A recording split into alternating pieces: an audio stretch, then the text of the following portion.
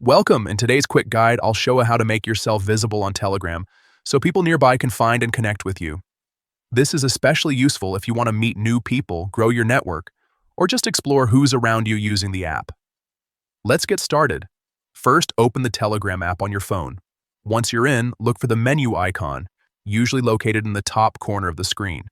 Tap on it to open the main menu where you'll see different options related to your account and activity. Next, find and tap on People Nearby. This feature uses your location to show other Telegram users who are close to you. If it's your first time using it, Telegram may ask for permission to access your location. Go ahead and allow it since this is necessary for the feature to work properly. Now here's the important part.